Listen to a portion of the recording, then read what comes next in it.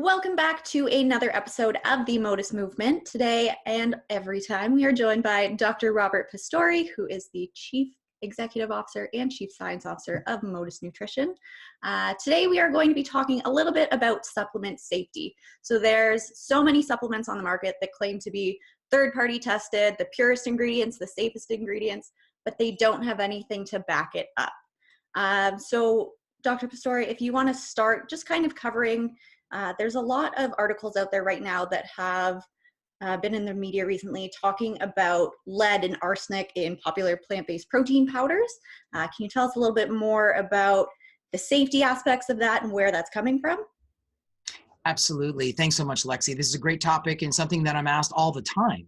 It's becoming a daily question now, and it is truly an interesting story. So I may start a little controversial, but it's only how you accept a dose of reality, right? So many of us understand that we live in a polluted environment. We are no longer living in the Paleolithic era. So like it or not, we have an intimate relationship with chemicals that are a product of living in an industrialized world, right? There's big businesses, there's major factories, there's no hiding from that, particularly when it comes to our foods. And the more we concentrate, as I'll explain, certain components of foods, you can sometimes, unfortunately, concentrate some of those compounds. Now, what makes things even worse is if we have some further Environmental Protection Agency rollbacks here in the United States. That's another story, but it is a true one. You know, there's limits and rules and regulations set for specific chemicals in our environment. And the further those are rolled back, and what I mean by that is a greater allowance of having toxic compounds in our society, the worse we're going to be battling this problem. The second thing we need to understand, and this is also a dose of reality that you should see people's eyes, you could see a light bulbs going off, is when I say this. Naturally, as part of planet Earth, there is arsenic, cadmium, lead, and mercury within our planet. That's just part of the Earth itself. Now, granted, while that is natural, there's kind of more of a concentration of these chemicals as a result of human activities. And perfect examples of this would be, let's say we have a farm and you and I want to plant some tomatoes and grow some cucumbers. Well, if we're doing that pretty close by to a smelting plant or a former smelting plant or metal ore mines or some type of fuel-fired electric plant, that's a problem. If you and I also want to use more of the prolific pesticides and herbicides and fungicides that are used in commercial produce, we are definitely introducing various toxic metals as well as other ingredients that are very helpful for our human consumption into our planting and into our soil and thus into our plants.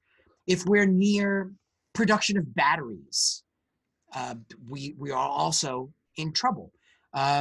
Sludge, sewage, waste byproducts, these are all plant contamination risk factors.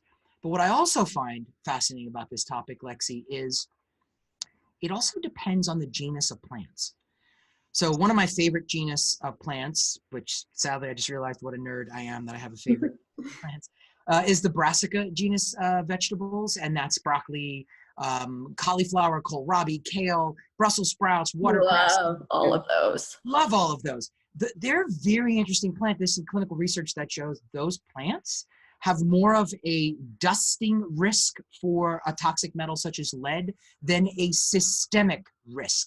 So even when they're in high-risk soils, they take up less of the lead into the plant, and it's just an interesting defense mechanism that they have, and it's another great reason why we need to wash our produce. Now with that as well, is there a difference between organic and non-organic produce? It's a great question. I've dug deep throughout my entire career in this, so deep that it even led me to a master's degree thesis from someone, I'm closing my eyes to get a better memory, from someone that was doing their master's thesis as part of their graduation in chemistry from Eastern Tennessee University, I want to say. And so I've read everything from all the data on PubMed. Organic plants mean there's less of a chemical. And this is, I guess I should say, part 3 of the heavy dose of reality we're giving to you on the Modus Movement podcast today. It doesn't mean zero. If you want Or if there's third parties that say zero is the best way you should go and that's perfect, well, guess what? You're living in a biosphere as part of NASA, somewhere in the desert in Arizona, and you're not breathing in air. If you wrote that blog on your third-party website, breathing in oxygen and drinking your municipal water supply after eating your spinach and kale salad, you were exposed to some level of metals. Interesting. So that then brings me, so yes, organic means less of, and that's absolutely a fact and no one can refute it. I'm not talking about nutrient content, which I could make a great debate towards, but just having toxic metal compounds, you're not going to have a zero. But that brings me to number 3.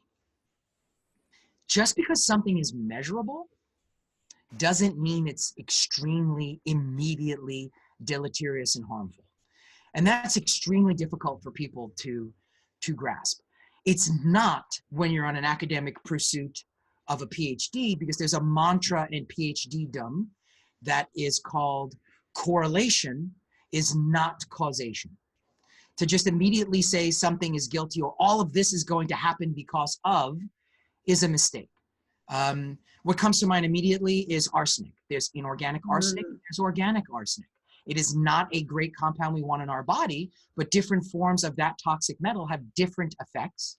And we actually, as human beings, have a phenomenal job of removing toxic substances from our bodies. Now, can you just talk about that really quickly, of how the body gets rid of toxins and heavy metals that we consume in those minute amounts? Yeah, and in really small, minute amounts, and thank you for mentioning that, because what I love is we're giving a dose of reality today, and we're trying to remove any type of fear factor or fear appeals theory. If you guys want to Google that, it's actually a psychological term. Fear appeals theory to try to sway someone towards a specific belief system. And that's something we've all known that from computers and software. Oh my God, you can't switch from this operating system to that operating system, or none of your stuff will work and none of your files will sync, and you're stuck in this fear realm and you don't want to move.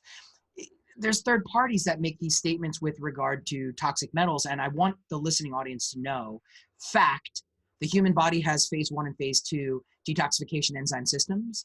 They're incredibly complex. We should do an entire podcast on this, but the human body will compartmentalize and break down in a healthy body, let's make that clear, and eradicate through different pathways, through sweat, through urine, through feces, various toxic components that we are exposed to. If we did not have that ability, we would not have the long life that we have.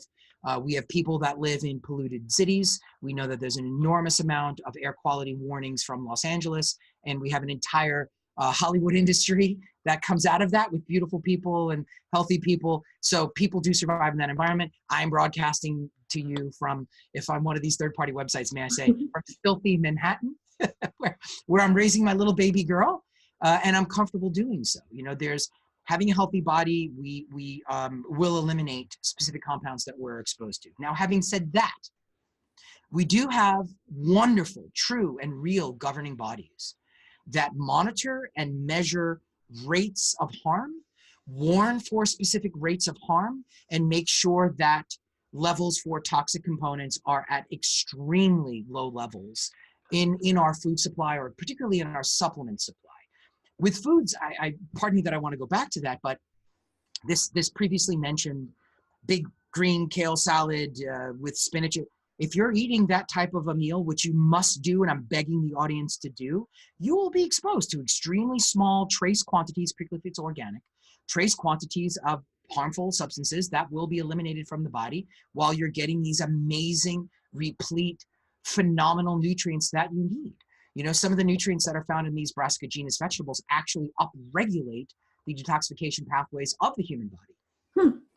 Calcium D-glucarate is a byproduct of the brassica genus vegetable processing and digestion. Indole-3 carbinol is a substance that's in the human body, that is produced and prevalent in the human body after hyperconsumption of these brassica genus vegetables, and they end up accelerating phase 1 and phase 2 detoxification pathways, helping you get rid of toxic substances. So, you know, let's not freak out and cause for alarm. You will find something harmful in everything. Way too much water is really bad for the body, and you can actually become hyponatremic, which means having seriously low levels of sodium, and then you're going to have all the problems that are associated with having low sodium. So I just want to make sure we had a dose of reality so we can get to the facts and the truth of the matter. So I hope I'm making sense today.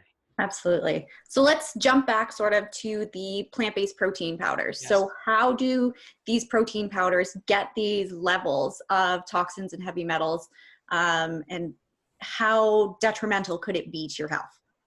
So first, it really will come from these aforementioned sources. The main thing is the direct source of these plant-based proteins are being farmed adjacent to one of these more modern sources of being in an industrialized society.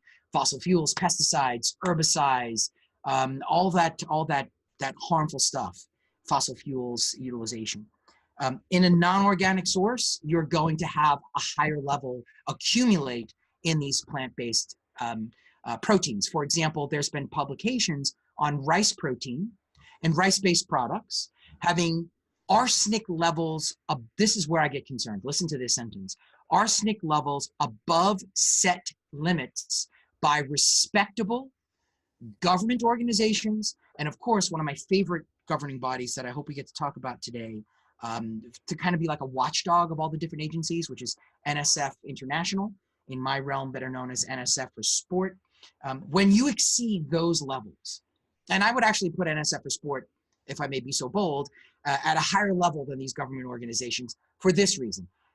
Proved through peer-reviewed research, proved by them revealing their testing methodology, they are in concert with or work at a higher level of scrutiny to the levels that are set forth by the World Health Organization, the FDA, Health Canada, etc. So when you look at that governing body, they are really minding the shop. And they have identified, and publications have identified, the aforementioned rice protein having higher levels than any of these governing bodies, and particularly NSF allowance for arsenic, pea proteins having higher levels than allowed for lead, and virtually down the spectrum of all the plant-based proteins you can imagine. And again, the higher risk source truly is if you have a product that is starting from a non-organic material. Now, here's another reason why I love third parties in this realm. Just because something says organic, and I'm not being alarmist, I'm just saying that, do we really know that is? Like, who's minding the shop? So I think if you're a really reputable company and you're going through all the legwork by the FDA and you're following what's known as good manufacturing processes, and you have a lab that is accredited, we're going to give you the benefit of the doubt. I would never in a million years recommend a product that even went through that strict production to a professional athlete or someone that really gives a darn about their body without having the involvement of a third party like NSF.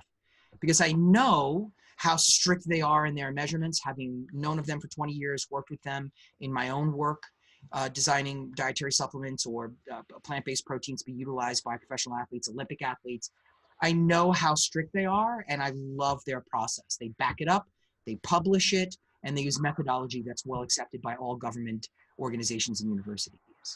Now, for the plant-based protein powders that might have those toxic levels above government regulations, let's say, we'll just go with bare minimum.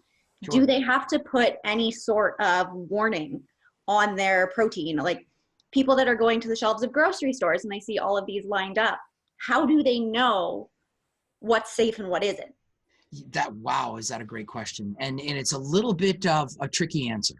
There's a new rule that came out, and I believe it was in August of this year, where there's a specific law in the state of California known as, it's abbreviated Prop 65, but it's known as Proposition 65, and it's a law specific to that state, California, and it's known as the Safe Drinking Water and Toxic Enforcement Act.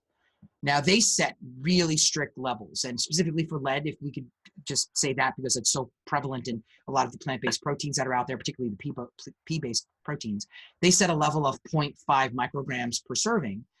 And if you are higher than that score, under these brand new regulations, you have to have this really frightening triangular warning sticker that this is a Prop 65 based product. And the language that comes with that is really not pleasant. Something to the effect of this is harmful in the state of California, et cetera. And I think there's a grace period there. So to answer your question, the reason it's tricky is if you're a company and you already have a product that's for sale on the market, and you kind of got through before it's on the shelves before this law was passed. There's always a Prop 65 law, but now there's this mandatory labeling admittance that you kind of failed the testing.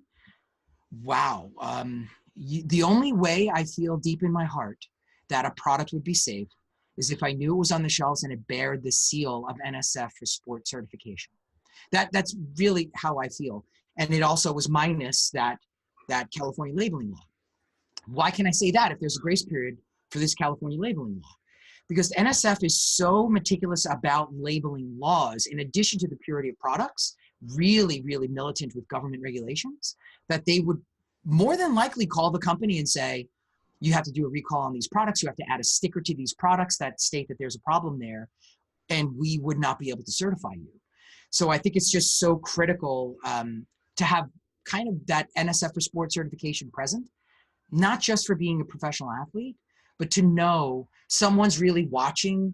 Because look, the World Health Organization is not going to call that little pea or rice plant protein company and blow the whistle on them. They're not going to do it. The resources are not there government-wise, and I'm pretty sure Health Canada is not going to do that as well.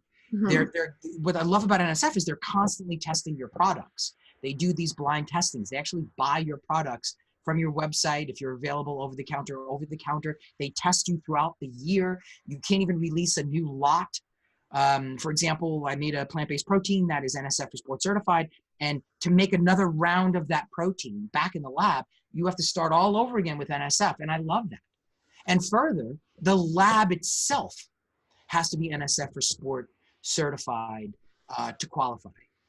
And I should add for the audience, it's not just the toxic chemicals that we're talking about today, which are heavy metals, lead, mercury, cadmium, arsenic, to name a few.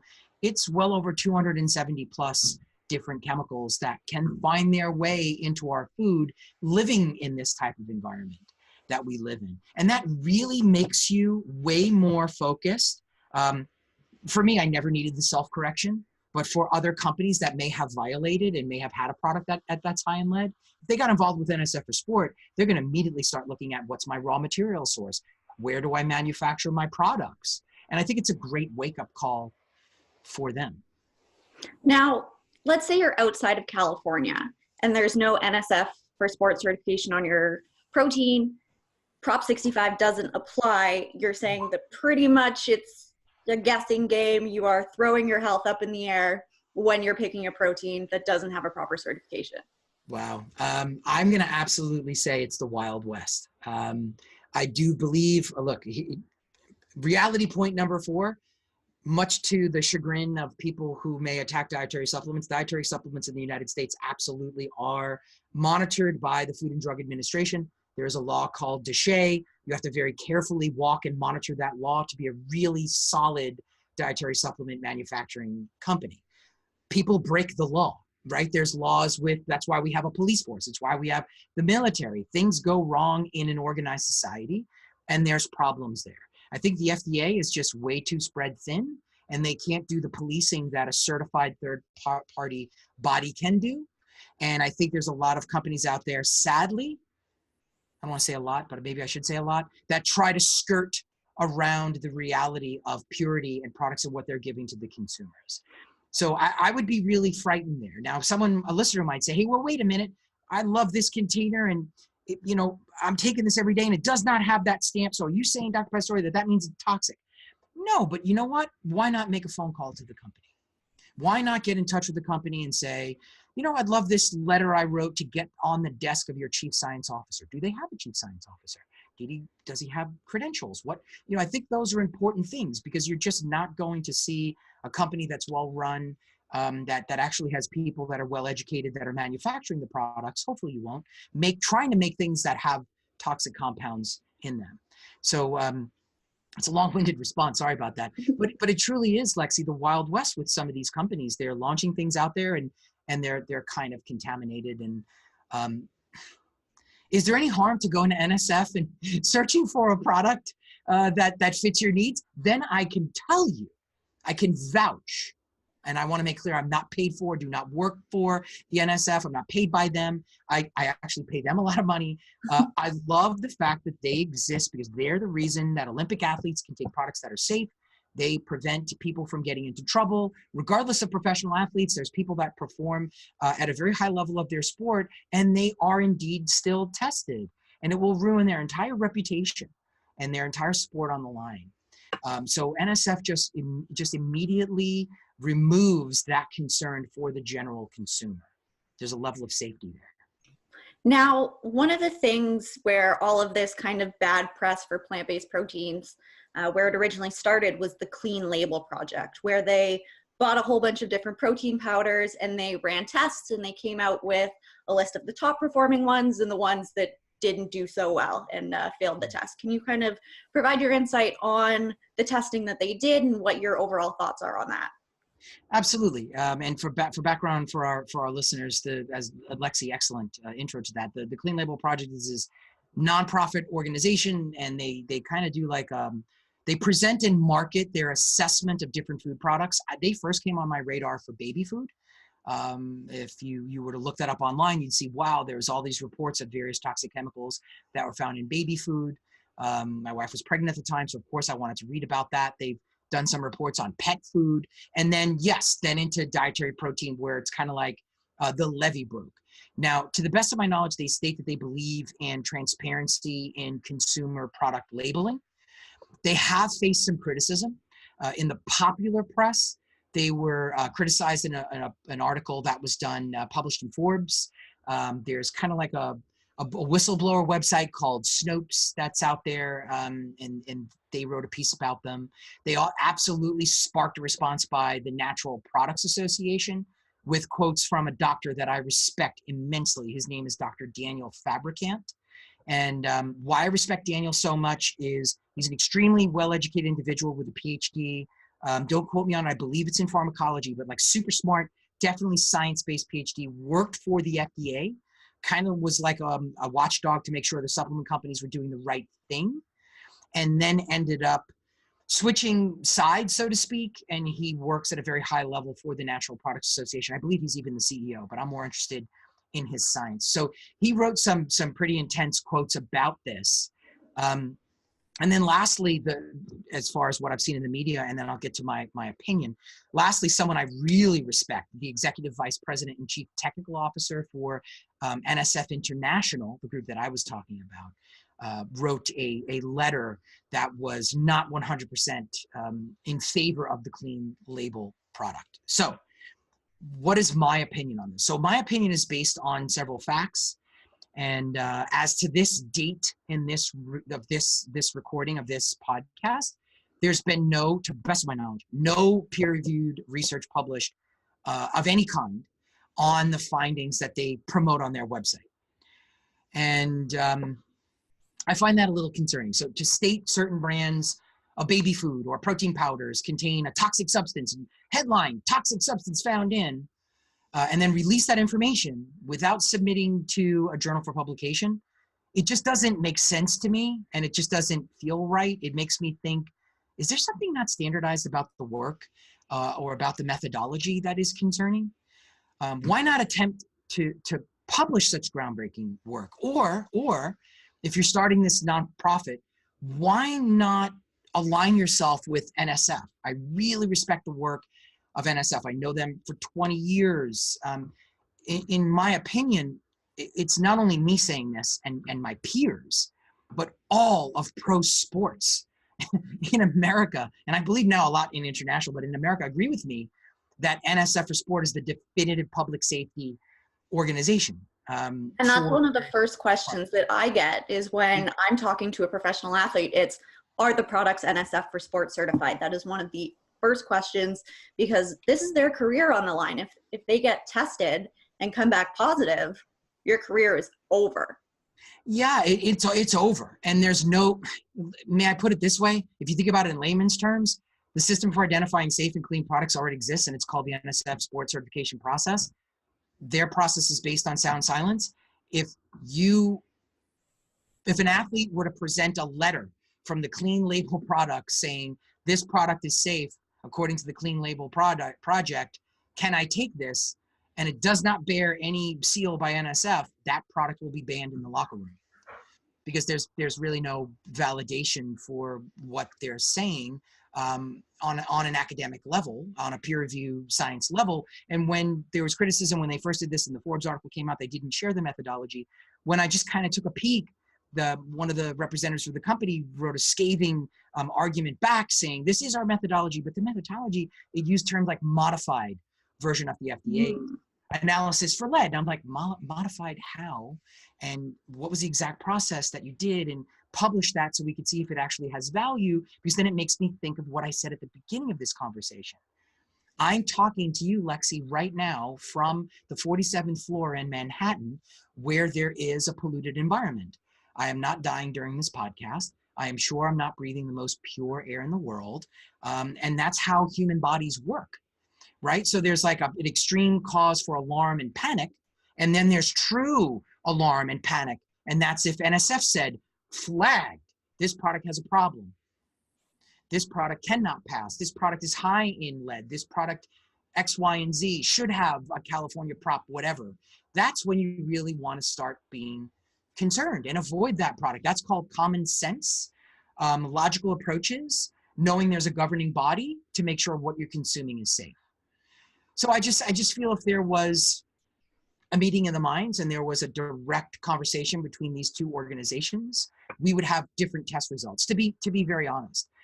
Again, sorry that I'm so redundant, but correlation is not causation.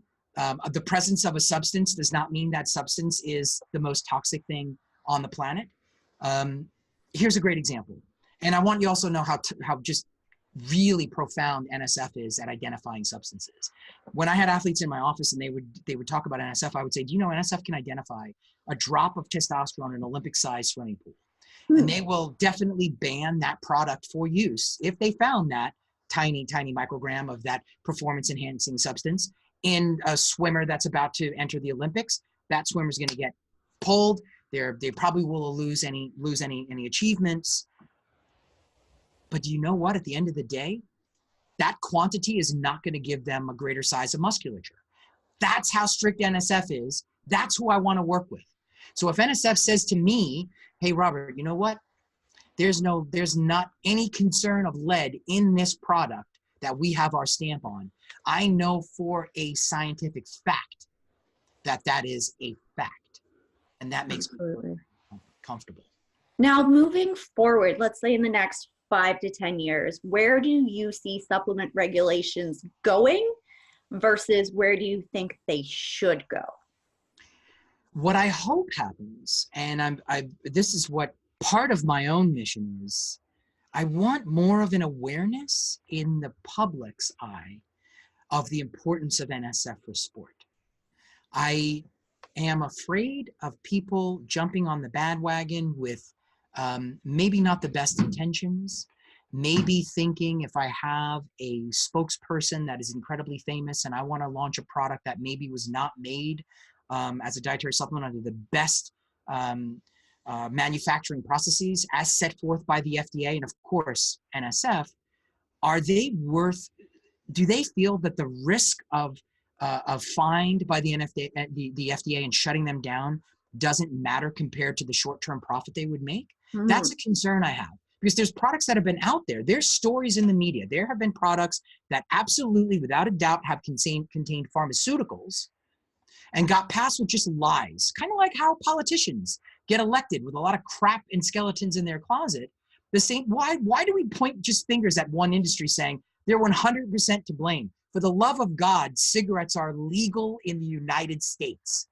You can't get any more accurate than something will kill you, yet it's not banned. But yet we will see all these groups say dietary supplements should just be pulled off the market in general because this one company had a problem.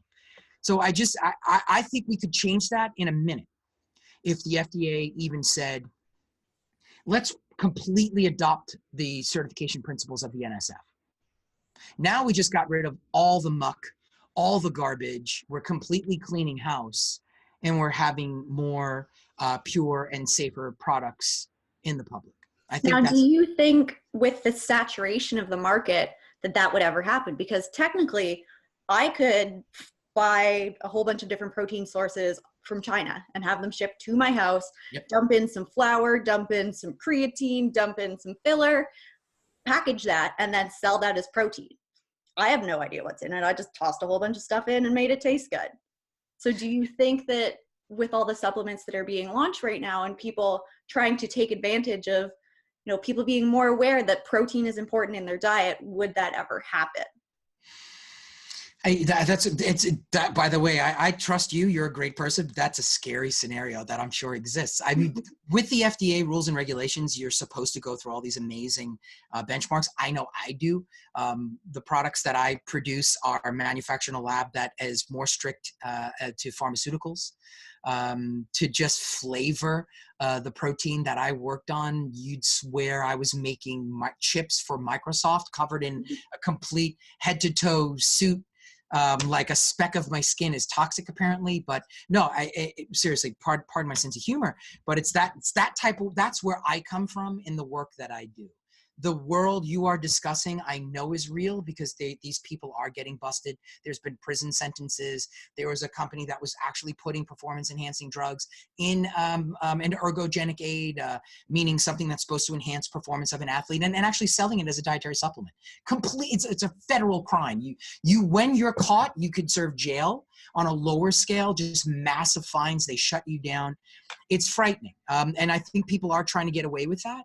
But then there's this level right above that, which is companies that are like, you know what, I'm following the bare minimum of the FDA. I manufacture my products in a cheaper lab that actually got warning letters by the FDA. You could find them online. They don't go away.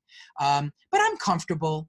And I only do their standard in-house testing for my metals. And the FDA accepts that because they are a registered lab and they don't have the bandwidth. So I might get away with this for 3 to 5 years.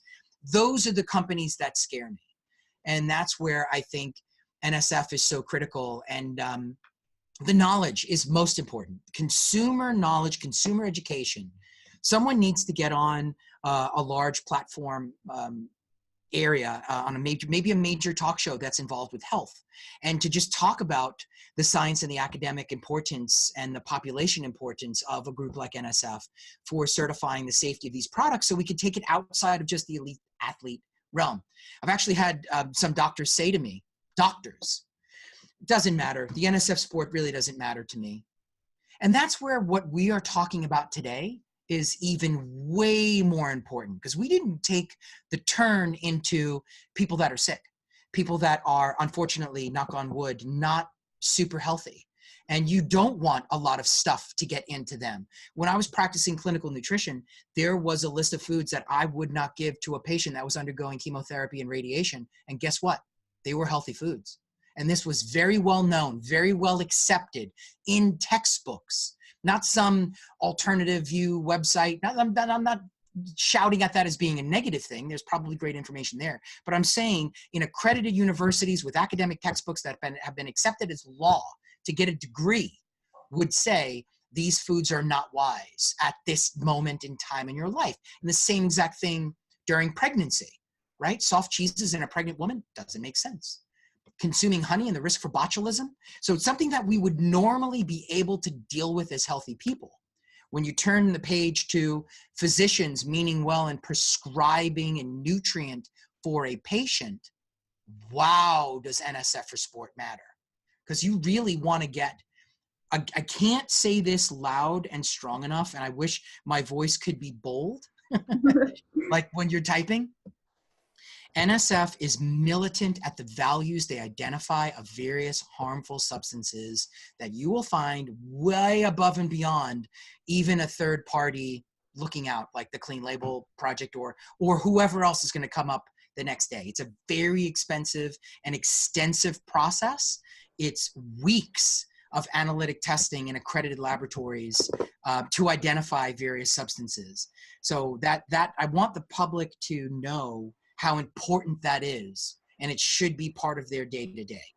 And that's something that I became aware of, listening to you talk about NSF for so long. My multivitamins that I take, my fish oils, I have started buying NSF certified products only. And even my plant-based sweetener that I have is NSF certified because I know what's going in it. And I want my body to live as long as possible, be as Yes. as I can. Yes. And NSF, like, yes, it's more expensive for the product, but you care about your customers. You care about their health. You care about the quality of the ingredients that go into it. And that's the companies that I want to be aligned with personally. Absolutely. What's so great is it's someone's policing you. And it's not that there's a lack of trust, but we all want to work together as a team. And I love the labs where I produce my work, and I'm in there and my hands are dirty and I'm involved in every step of everything that I manufacture.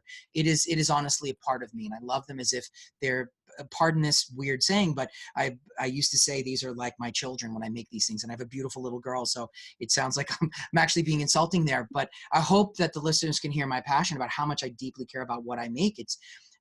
Oh God, first do no harm. Let's make the cleanest thing you possibly can. And you have this great relationship with this lab, and they show you all their accreditation and how they're regulated by the FDA. But then you say, there's always a what if. Now we call in NSF.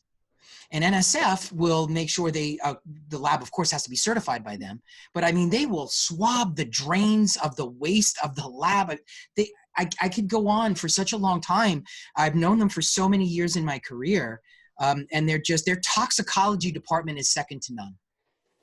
What I have to do to get just my work to work with NSF is really remarkable. You know, I'll put together a hard drive size of just safety data on humans on an ingredient I want to use as part of my presentation to NSF. So before they even have a product, they're just completely examining the lab where I want to do anything, completely examining my work, my formulas, what I want to introduce as a product. And then of course, the massive scrutiny of making the product itself. And you know what I didn't even discuss, and I just realized in all the lectures and all the years I've given, I've never mentioned, Lexi, when you go through the NSF for Sport certification process and it's timed with your production, I've had the product ready to go done with no label on it.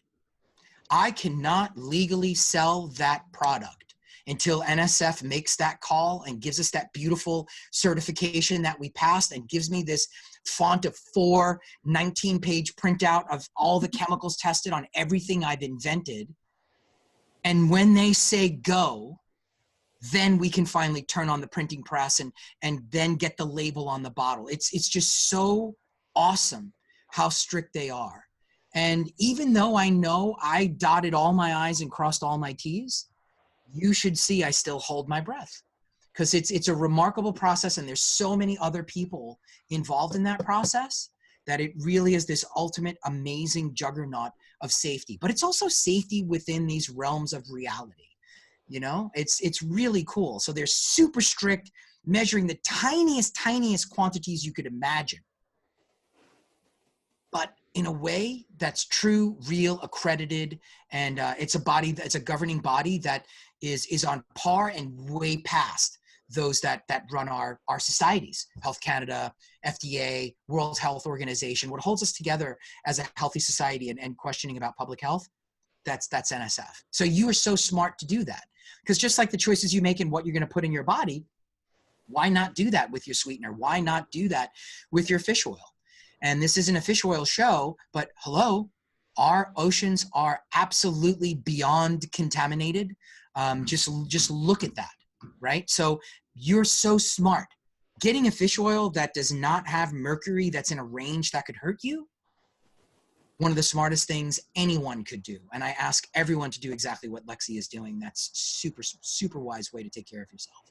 And I really hope that that's what a lot of the listeners get out of this today, is that not all the supplements out there that claim to be the safest and the purest have the research and the science to back it up. So when you are looking for new products to introduce into your daily routine, just be very, very mindful, do your research, look at the science that the company has, look at the certifications, and just put your health first. Definitely.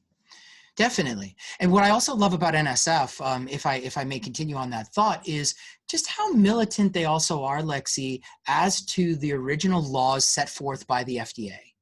So the FDA has this very strict rule known as DSHEA, and it's this Dietary Supplement Health Act. And it fascinates me that if an ingredient is not under the regulations of that ruling by the FDA, immediately you don't qualify for NSF. So if you and I were to go into the Brazilian rainforest and we found the bark of some tree that heretofore was never used as a dietary supplement, and holy cow, it may do something phenomenal, and we know it's been in this pristine environment, and you and I can purify it in a lab, and we know it doesn't even contain a toxin, it's safe. And it's been consumed for 2,000 years by indigenous peoples. And that cannot pass NSF for sport certification. And the answer is it does not have a filing with the Food and Drug Administration as a new dietary ingredient.